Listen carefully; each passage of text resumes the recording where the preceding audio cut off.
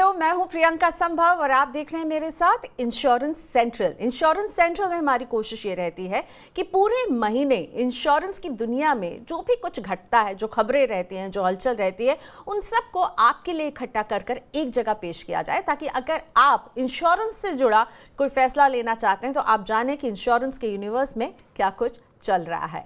तो कोरोना महामारी के बाद से हमने देखा कि दुनिया भर में बीमा क्लेम में बढ़ोतरी आई है, लेकिन इस ज्यादा क्लेम चुकाने का मतलब क्या हुआ कि बीमा कंपनियों का खर्चा बढ़ गया। और केवल खर्चा ही नहीं बढ़ा है, कुछ और भी फैक्टर्स हैं। अब लाइफ एक्सपेक्टेंसी जो है वो बढ़ गई है, अस्पतालों में कीमतें बढ़ गई हैं, यानी मेडिकल इन्फ्लेशन का असर है। और इन सब का हमने एक असर ये देखा है कि री इंश्योरेंस की कॉस्ट जो है वो 15% तक बढ़ चुकी है। री इंश्योरेंस का मतलब समझिए, ये वो कवर होता है जो बीमा कंपनियां खरीदती हैं आपको बीमा देने के लिए, यानी आपको इंश्योरेंस देने के लिए बीमा कंपनियां जो बीमा खरीदती हैं उसकी जो कीमत है उसके बढ़ने के और आसार हो गए हैं, बढ़ भी चुके हैं और बढ़ेंगे इस नए फाइनेंशियल ईयर में। घरेलू बीमा कंपनियां इस बढ़ी हुई लागत का बोझ ग्राहकों पर ही डालती हैं। तो आज के शो में सबसे पहले हमारा फोकस तो यही रहने वाला है कि क्या नए फाइनेंशियल ईयर में आपका बीमा महंगा होने वाला है और क्या बीमा रेगुलेटर इस बढ़ोतरी को कंट्रोल नहीं कर सकता। बीमा रेगुलेटर की क्या भूमिका होती है प्रीमियम प्राइसिंग को डिसाइड करने में। मणिपाल सिग्ना हेल्थ इंश्योरेंस की COO प्रिया देशमुख गिलबिले से होगी बात, समझेंगे हेल्थ इंश्योरेंस इन्फ्लेशन का पूरा गणित क्या होता है और क्या आपके पास अनिश्चित आपदाओं का सामना करने के लिए होम इंश्योरेंस बीमा है या नहीं है। संकट के समय ये बीमा कैसे आपकी मदद कर सकता है, हमारी स्पेशल स्टोरी में समझिए। लेकिन सबसे पहले रुक करते हैं बीमा से जुड़ी प्रमुख खबरों का जो आपकी जेब पर असर डालती हैं। बीमा कंपनियां तय करेंगी एजेंट डिस्ट्रीब्यूशन कमीशन। बीमा नियामक इरडा ने खत्म की सीमा। 1 अप्रैल 2023 से नए नियम लागू। कमीशन में बदलाव का उद्देश्य बीमा की पहुंच बढ़ाना है। इरडा ने कहा ग्राहकों के हितों से कोई समझौता नहीं होना चाहिए। बीमा कंपनी को बोर्ड एजेंटों और पॉलिसी धारकों के हितों का ध्यान रखकर कमीशन की नीति के लिए ढांचा तैयार करना होगा। बोर्ड को यह सुनिश्चित करना होगा कि प्रबंधन की जो खर्च सीमा है उसके दायरे में ही कमीशन रहे, यानी एक्सपेंस ऑफ मैनेजमेंट की तय सीमा से ज्यादा कमीशन नहीं हो सकती है। सभी तरह के बीमा प्रोडक्ट के कमीशन की समय समय पर समीक्षा करेगा रेगुलेटर। ICICI लोम्बार्ड की नई पहल, बीमा कंपनी ने शुरू की है एनीवेयर कैशलेस सुविधा। इसके तहत किसी भी अस्पताल में कैशलेस इलाज करवाने का एक विकल्प मिलेगा। ICICI लोम्बार्ड के अस्पताल नेटवर्क का हिस्सा वो हॉस्पिटल जरूरी नहीं है कि हो ही, हालांकि इसके लिए अस्पताल का सहमत होना जरूरी है। कंपनी के पास भारत में अस्पतालों का एक विशाल नेटवर्क है। इन अस्पतालों में कैशलेस उपचार करा सकते हैं ग्राहक। TBS सेक्टर में सबसे बड़ी डील, रक्षा इंश्योरेंस को खरीदेगी मेडी असिस्ट। कंपनी में 100% हिस्सेदारी खरीदेगी मेडी असिस्ट। इस डील के जरिए देश में पहुंच बढ़ाने की योजना है। उत्तर भारत में छोटे शहरों तक है विस्तार की योजना। एक्सपर्ट ने कहा TPA इंडस्ट्री में गेम चेंजर साबित होगी ये डील। पिछले साल नवंबर में मेडी असिस्ट ने UK स्थित health care focus service provider में फेयर वी केयर में 60% हिस्सेदारी का अधिग्रहण किया था। दीपक मोहंती होंगे PFRDA के नए चेयरमैन। पेंशन नियामक में सुप्रतिम बंदोपाध्याय की ये जगह लेने वाले हैं। बंदोपाध्याय का जनवरी में समाप्त हुआ था कार्यकाल। RBI के पूर्व कार्यकारी निदेशक रहे दीपक मोहंती। PFRDA के चेयरमैन पद पर 5 साल या नए आदेश तक ये नियुक्त रहेंगे। कार्यकाल के दौरान मोहंती को हर महीने 4.5 लाख रुपए की सैलरी मिलेगी। PFRDA सब्सक्राइबर्स की संख्या 6 करोड़ 24 लाख के पार हुई। सरकार की बड़े पेंशन सुधार की है तैयारी। NPS के बढ़ते विरोध के बीच सरकार ने बनाई कमेटी। OPS की तरह गारंटीड पेंशन की संभावनाएं तलाशेगी ये कमेटी। वित्त सचिव TV सोमनाथ करेंगे कमेटी की अगुवाई। आंध्र प्रदेश के पेंशन मॉडल का अध्ययन करेगी कमेटी। आंध्र में कर्मचारियों को अंतिम सैलरी का 33 और 40% पेंशन का प्रावधान है। OPS में कर्मचारी की अंतिम सैलरी का 50% पेंशन होता है। अभी NPS में गारंटीड पेंशन का प्रावधान ही नहीं है, इसी पर विचार होगा। प्राकृतिक आपदाओं के जोखिम को कवर करने के लिए मकान और दुकान का बीमा बेहद जरूरी बीमा है। ये बीमा सस्ता भी होता है। सभी जनरल इंश्योरेंस कंपनियां ये बीमा कवर देती हैं। होम इंश्योरेंस न केवल चोरी होने पर आपके नुकसान की भरपाई करेगा, लेकिन आग, भूकंप, बाढ़ जैसी स्थिति में भी ये काफ़ी मददगार साबित होता है। लेकिन तब भी लोग इसे नज़रअंदाज करते हैं। तो समझिए हमारी स्पेशल स्टोरी में कि ये होम इंश्योरेंस कितनी आसानी से, कितने सस्ते में खरीदा जा सकता है और ये आपके घर को किस तरह से कवर करता है।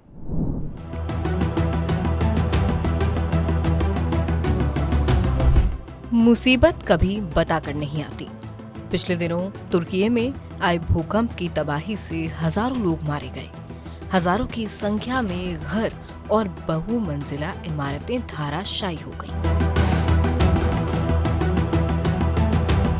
भारत में भुज, लातूर और चमोली में आए भूकंप को याद करते हुए लोग आज भी सिहर जाते हैं। पिछले साल उत्तराखंड, कर्नाटक और केरल के कई हिस्सों में बाढ़ ने भारी तबाही मचाई। इस तरह के जोखिमों को कवर करने के लिए मकान का बीमा कराना बहुत ही जरूरी है। होम इंश्योरेंस घर के लिए एक सुरक्षा कवच की तरह है। ये घर या घर में रखे सामान को नुकसान पहुंचने की सूरत में भरपाई करता है। घर को बाढ़, भूकंप, आग और बिजली गिरने जैसी प्राकृतिक आपदाओं या फिर चोरी, डकैती और दंगे जैसी वजहों से नुकसान पहुंच सकता है। ऐसी स्थिति में बीमा कंपनी आपके नुकसान की भरपाई करेगी। NSSO की 77वें राउंड की रिपोर्ट के अनुसार बीमा सुरक्षा के अभाव में प्राकृतिक आपदाएं संपत्तियों और आय के मामले में अमीरों की तुलना में गरीबों को ज्यादा गहरी चोट पहुंचाती हैं। देश के किसी न किसी हिस्से में बाढ़ और भूकंप जैसी आपदाओं की आशंका हमेशा बनी रहती है। इस वजह से देश में गरीब और अमीर के बीच की खाई लगातार बढ़ती जा रही है। ऐसे में प्राकृतिक आपदा के जोखिमों से सुरक्षा के लिए अपने मकान, दुकान और गोदाम आदि का बीमा जरूर कराएं। आपदा जोखिमों से जुड़ा बीमा जनरल इंश्योरेंस की श्रेणी में आता है। सभी जनरल इंश्योरेंस कंपनियां प्राकृतिक आपदा से होने वाले नुकसान की भरपाई के लिए कई तरह के बीमा उत्पाद बेच रही हैं। इनमें से आप अपनी सहूलियत के हिसाब से विकल्प का चुनाव कर सकते हैं। कुछ बीमा उत्पाद ऐसे भी हैं जिनमें सभी तरह के जोखिमों को कवर किया जाता है। ऐसे में हाउस होल्ड और पर्सनल एक्सीडेंट इंश्योरेंस पॉलिसी खरीदकर मकान, दुकान का कवर हासिल कर सकते हैं। व्यवसाय फायर और प्रोजेक्ट इंश्योरेंस खरीदकर अपने कारोबार की आपदा जोखिमों से सुरक्षा कर सकते हैं। इंश्योरेंस एक्सपर्ट विकास सिंघल कहते हैं कि आमतौर पर बीमा कंपनियां इमारत के ढांचे को कवर करती हैं। हालांकि इस बीमा में मकान और दुकान में रखे सामान को भी कवर किया जा सकता है। कुल मिलाकर मकान, दुकान का बीमा 3 प्रकार से कराया जा सकता है। पहला बिल्डिंग का, दूसरा सामान का और तीसरा इन दोनों का। घर के सामान में घर में रखी jewellery, TV, fridge, washing machine, AC और अन्य इलेक्ट्रॉनिक प्रोडक्ट शामिल होते हैं। पॉलिसी खरीदते समय इसकी एक लिस्ट तैयार की जाती है। अगर भूकंप, सुनामी, आग या बाढ़ जैसी प्राकृतिक आपदा से घर या सामान को कोई नुकसान होता है तो बीमा कंपनी एक्चुअल कैश वैल्यू यानी वास्तविक कीमत का भुगतान करेगी। जनरल इंश्योरेंस कंपनियां प्रॉपर्टी का बीमा 10 से 20 साल जैसी लंबी अवधि के लिए मुहैया करा रही हैं। आमतौर पर इसके लिए सिंगल प्रीमियम पॉलिसी होती है। इस बीमा का प्रीमियम काफी सस्ता होता है। अगर फ्लैट की कीमत 40 लाख रुपए है तो इसके लिए 10 साल का बीमा कवर करीब 10,000 रुपए में मिल जाएगा, यानी सालाना 1,000 रुपए के खर्चे में 40 लाख का होम इंश्योरेंस कवर। अगर रोजाना के हिसाब से देखें तो ये खर्च 3 रुपए से भी कम बनता है। अगर इस पॉलिसी में मकान के इनबिल्ट कंटेंट का कवर भी शामिल करें तो 8 लाख रुपए का कवर मिल जाएगा। इस तरह कुल 48 लाख के सम इंश्योर्ड के लिए सालाना करीब 1,050 रुपए का खर्च आएगा। अगर घर के फर्नीचर और इलेक्ट्रॉनिक्स आइटम को भी कवर किया जाए तो ये प्रीमियम थोड़ा सा और बढ़ जाता है। प्राकृतिक आपदाओं के बढ़ते जोखिम को देखते हुए कार व बाइक की तरह अपने मकान और दुकान का भी बीमा जरूरी हो गया है। हालांकि वाहनों की तरह प्रॉपर्टी का बीमा अनिवार्य नहीं है। तो होम इंश्योरेंस को नजरअंदाज नहीं करें, एक बेहद जरूरी बीमा है और उसके बारे में हम में से ज्यादातर लोग तभी सोचते हैं जब कोई बड़ी घटना घट जाती है। पहले से इसके लिए आप तैयार रह सकते हैं अगर आपके पास ये बीमा हो। अब बात करते हैं कि देश में कैसे तैयारी चल रही है बीमा की पेनिट्रेशन को बढ़ाने की। कई मोर्चों पर कई सुधार हो रहे हैं और लगातार हम बीमा रेगुलेटर की तरफ से भी कई कदम उठते हुए देख रहे हैं। लेकिन अब सवाल उठता है कि बात चल रही है कि री इंश्योरेंस की कॉस्ट बढ़ गई है, तो बीमा कंपनियां फिर से तैयारी कर रही हैं प्रीमियम बढ़ाने की। तो ऐसा देश जहां पर अभी बीमा की पहुंच बढ़ाने की बात चल रही है, वहां पर अगर प्रीमियम महंगे होते हैं तो क्या लोग वाकई में बीमा खरीदेंगे? लेकिन क्या ये प्राइस राइज बहुत ज़रूरी है? इसके बिना काम क्यों नहीं चल सकता बीमा कंपनियों का? बीमा उद्योग को क्या चाहिए बीमा की पेनिट्रेशन को आगे बढ़ाने के लिए? इन सब पर बात करने के लिए मेरे साथ जुड़ी हैं खास मेहमान Priya Deshmukh Gilbile, COO Manipal Cigna health insurance. Thank you so much Priya ji, आज आपने वक्त निकाला मनी 9 के लिए। सबसे पहले मैं ये पूछना चाहूँगी, हम प्राइस हाइक पर तो बात करेंगे, लेकिन उससे पहले एक अहम खबर जो आई है, बिल्कुल ताज़ा खबर ये है कि बीमा में अब कमीशन को लेकर इरडा ने नए नियम जारी कर दिए हैं। बीमा कंपनियों को कमीशन डिसाइड करने की फ्लेक्सिबिलिटी अब मिलने वाली है और इस नए नियम का आप क्या असर देख रही हैं? साथ ही में इरडा ने इसमें यह भी कहा है कि एक्सपेंस ऑफ मैनेजमेंट को ये खर्चा जो है क्रॉस नहीं करना चाहिए। इसका आप क्या असर देख रही हैं? क्या ये एक अच्छी खबर है आप लोगों के लिए और इसका असर कंज्यूमर पर कैसे आप देख रही हैं? Thank you, Priyanka and TV9 for having me over, and absolutely a welcome change. IRDA का जो ये डिसीजन है और ये नोटिफिकेशन जो आया है EOM पे, it is going to give more flexibility of innovation in the products. So capping जो थी पहले कमीशन पे थी, अब ओवरऑल कैपिंग लगाई हुई है। So इसका मतलब है कि कंज्यूमर्स के ऊपर इसका कोई इम्पैक्ट नहीं होगा। Insurance companies will have flexibility in investing monies on product innovation in the way they operate. So overall cost पे एक कैप है, बट कमीशंस के ऊपर से वो कैप हट गई है और ये बहुत ही एक पॉजिटिव चेंज है और इंडस्ट्री के लिए बहुत सारा फ्लेक्सिबिलिटी देगा ये, और प्रोडक्ट इनोवेशन होगा।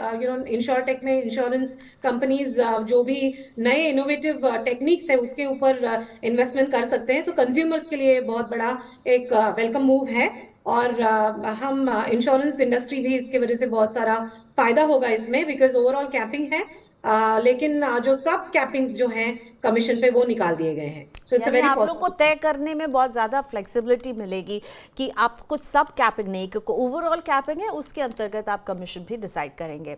अब ये बताइए कि नए फाइनेंशियल ईयर में अगर कोई बीमा खरीदना चाहता है तो क्या उसे अब ये बात मान लेनी होगी कि उसके लिए अब बीमा जो है और महंगा हो जाएगा?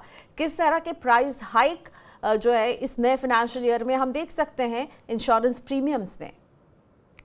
देखिए, ऐसा है कि जो प्रीमियम इंक्रीज की आप बात कर रहे हैं, it is dependent on multiple factors. जैसे आपका हेल्थ केयर कॉस्ट है, आपके हॉस्पिटल्स जो हैं पोस्ट कोविड के बाद काफी सारे चेंजेस हुए हैं, टाइप ऑफ जो बीमारियां हैं जिसके लिए लोग हॉस्पिटल जा रहे हैं, ओवरऑल ट्रीटमेंट प्रोटोकॉल जो यूज हो रहा है, मेडिकल एडवांसमेंट हो रहे हैं, बहुत सारे नई नई तरीके की टेक्नोलॉजी यूज हो रही है फॉर बेटर ट्रीटमेंट आउटकम्स। उसका सारी चीजों का एक इम्पैक्ट कॉस्ट पे है, और वो कॉस्ट जो है इंश्योरेंस कंपनियों ने सारी कोविड की जो कोविड के एरा में जो भी कोविड के क्लेम्स थे वो सारे क्लेम्स पे किए। अब जो कोविड के बाद वाला जो एरा है उसमें अगर ट्रीटमेंट की कॉस्ट बढ़ी है, हॉस्पिटलों के जो बिल्स हैं वो बढ़े हैं, और नई टेक्नोलॉजी जो यूज हो रही है उसके जो चार्जेस है, ये सारे चार्जेस को लेके मेडिकल इन्फ्लेशन जो है देश में जो चेंजेस हो रहे हैं उसके बेसिस पे जो मेडिकल इन्फ्लेशन है उतने लेवल का प्रीमियम इंक्रीज हो सकता है, और people can expect an increase to the tune of medical inflation is what I would say. So अगर मैं आपसे एक कैलकुलेशन मांगूं, क्योंकि री इंश्योरेंस कॉस्ट भी एक बहुत बड़ा फैक्टर है जो आप लोगों के लिए बढ़ा है, मेडिकल इन्फ्लेशन अपनी जगह पर है, नई टेक्नोलॉजी है, और एक री इंश्योरेंस कॉस्ट को हमने ऑलमोस्ट 15% राइज देखा है। इन सब को मिलाकर इस फाइनेंशियल ईयर में क्या हम मल्टीपल हाइक्स देखेंगे, एक हाइक ही देखेंगे? ओवरऑल आपको क्या लग रहा है, अगर मैं सिर्फ आपकी कंपनी की बात करूं, कितना आपको लगता है इन सारे कॉस्ट को कवर करने के लिए आप लोगों को प्रीमियम बढ़ाना पड़ेगा? आप एक हेल्थ इंश्योरेंस कंपनी है, तो एक मैं अगर पूछूं आप किस तरह के नंबर्स को देख रही हैं?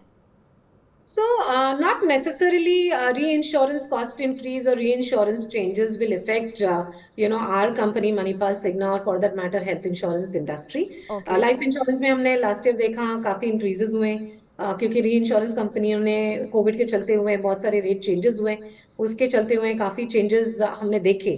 And as per the new expectation or new change that is going to happen from a reinsurance perspective, we should expect life insurance premiums changes effective June 2023 and July के आगे हम वो changes देख सकते हैं.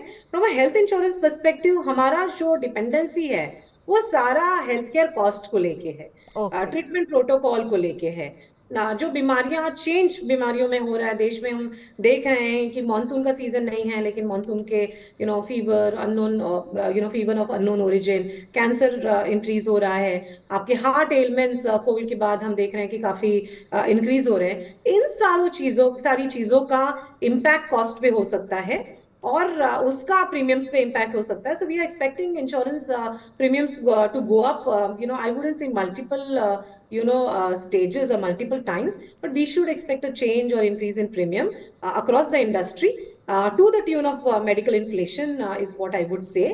And we are governed by IRDA कि हाँ जो रेट इंक्रीजेस होते हैं वो क्या फेयर हैं, कंज्यूमर के इंटरेस्ट में है, क्या सस्टेनेबल है for consumers to pay those kind of premium increases. That is what we should expect is what I would like to say. Priya, I would like to pick up, आपने कहा sustainable, तो मैं यहाँ पूछना चाहूँगी कि मैं और आप अलग अलग प्लेटफॉर्म पर भी बात कर चुके हैं कि देश में जो बीमा की पहुँच है, जो हमारी जीडीपी है उसके मुताबिक जितना प्रीमियम दिया जा रहा है वो बहुत कम है. इसका दायरा बढ़ाने में कहीं ना कहीं दिक्कतें हैं ग्राउंड पर.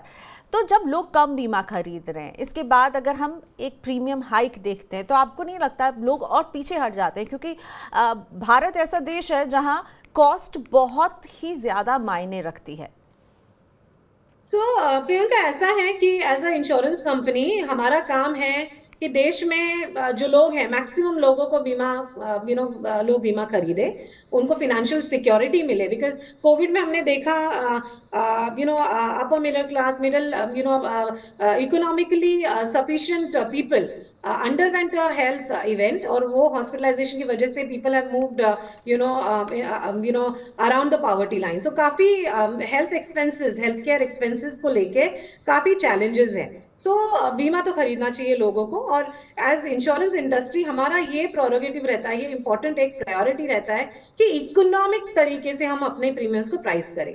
जब प्रीमियम्स इकोनॉमिक होंगे, ज्यादा लोग खरीदेंगे, ज्यादा लोग खरीदने से जो रिस्क ऑफ इंसिडेंस है वो कम होगा, तो कंपनियों का लॉस भी नहीं होगा. So it's a win win for penetration for insurance companies and for the individuals who are taking insurance.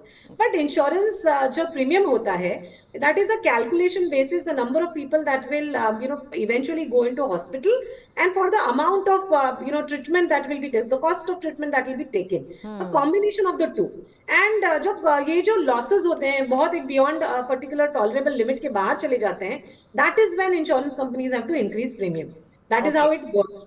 So ultimately speaking, we want economic, what do you say, affordability to be taken care of. But insurance companies year on year, साल दर साल losses नहीं लिख सकती, right? I mean, there is only so much capacity for a shareholder to really fund for those losses. So हम बहुत मद्देनजर ये चीज को मद्देनजर रखते हुए कि लोगों को अफोर्डेबिलिटी हो, लोग इस प्रीमियम को इंक्रीज को हैंडल कर सके. देखिए हमारा annual inflation in the country goes up. There is an increase in salaries that people take. Accordingly, we have salary increases. We have other inflation to be taken care of. We have certain limits. We are governed by regulator. अगर मैं medical inflation की बात करूं, अभी कितना है, क्या आप थोड़ा सा हमें समझा सकते हैं? ये कैसे गवर्न होता है? ये क्या हॉस्पिटल जो कॉस्ट ले रहे हैं उससे गवर्न होता है? ये मेडिकल इन्फ्लेशन कैसे निकालते हैं? क्योंकि ये आपने कई बार यूज़ किया और हम भी इसे एक झटके में कह देते हैं. मेडिकल इन्फ्लेशन यानी कि जो भी आप इलाज का खर्चा कर रहे हो, आपने जो भी खर्च किया होगा 2022 में, जब आप उसी ट्रीटमेंट को 2023 में करेंगे तो वो कितना बढ़ गया होगा. बट मैं चाहूँगी आप क्योंकि इस इंडस्ट्री से जुड़ी हैं, ज़रा समझाइए मेडिकल इन्फ्लेशन अभी कितना है और आप इसे कैसे देखती हैं बढ़ते हुए? So Priyanka, as you know, India में हेल्थ केयर रेगुलेटर नहीं है. हमारा इंश्योरेंस रेगुलेटर है, बाकी सब BFSI, all the other industries have regulators, but healthcare regulator is not there in India for whatever reasons. हम इन्फ्लेशन को मेजर करने का कोई एक इंडेक्स पब्लिश नहीं किया जाता. There is no scientific way, there is no published information where we can say 6% or 10% or 12% of medical inflation. Absolutely. But the way we calculate a quasi or a surrogate way of measuring inflation, कि आपका जो hospital आपको जो bill charge करते थे for a particular treatment साल दर साल, उस ट्रीटमेंट का कॉस्ट ऑफ ट्रीटमेंट कितना बड़ा है last year versus this year या फिर लास्ट 5 सालों में, तो वो आज के डेट में डबल डिजिट है. Hospitals come back to insurance companies to increase their rates. उनके भी अपने खर्चे बढ़े हैं, उनके cost of what you say handling of their employees, their doctors has gone up. तो एक 10 से 15% रेंज करता है, 7% से 15%, इस रेंज में इंक्रीज हम देख रहे हैं. On our average, 10 to 12% is the increase that we are So a observing. double digit increase. Yes.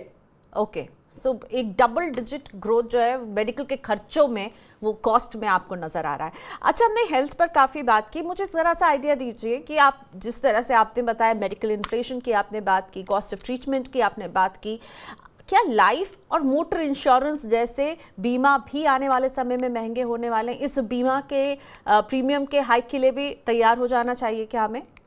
देखिए, लाइफ इंश्योरेंस का प्रीमियम जो है वो बहुत सारे अलग एस्पेक्ट पे डिपेंड करता है, निर्भर करता है. एंड लाइफ इंश्योरेंस इंडस्ट्री ने लास्ट ईयर हमने देखा कि टर्म प्लान के लिए प्रीमियम्स इंक्रीज हुए. एंड उनके प्रीमियम्स जो हैं वो global economy, environment, health and general insurance industry, उस सारी चीजों पे, इकोनॉमिक आउटलुक पे डिपेंड करता है. और ये एक्सपेक्टेड है. थर्ड पार्टी मोटर लायबिलिटी का भी प्रीमियम रेगुलेटर गवर्न करते हैं. एंड हम ये it is a known fact that price revision is expected in June 2023.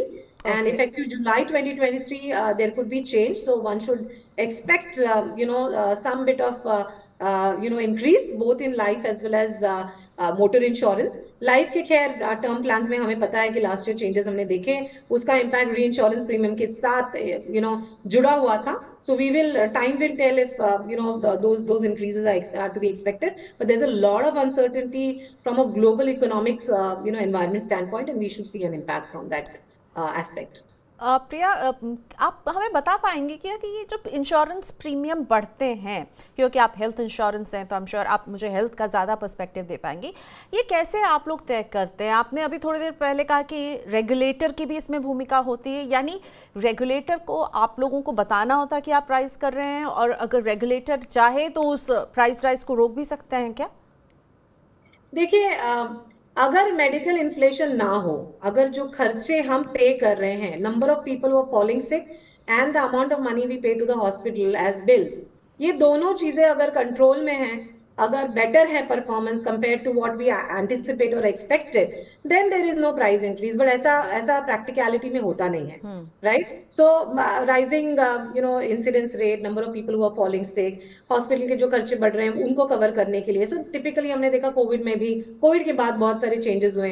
Covid के बाद कम से कम 20-25% से हमने देखा cost of treatment has gone up. So ये सब चीजों को मैनेज करने के लिए एक total claim ratio, loss ratio होता है.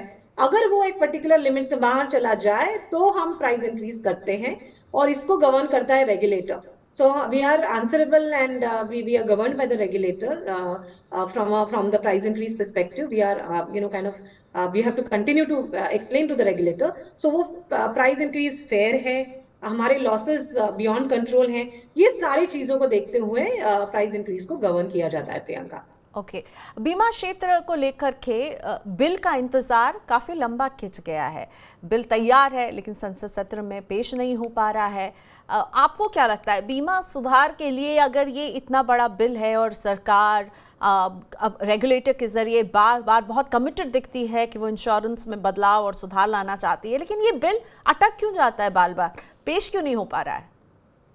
Multiple challenges, structural challenges, multiple governance, alignment, सबका मतलब सारे जो एस्पेक्ट है, कॉन्स्टिट्यूएंट्स है, उन सारों का incentive and interest has to be protected. So lot of challenges, but if you can kind of reflect on the number of changes that have happened on healthcare side, on insurance side, Priyanka, in the last couple of years.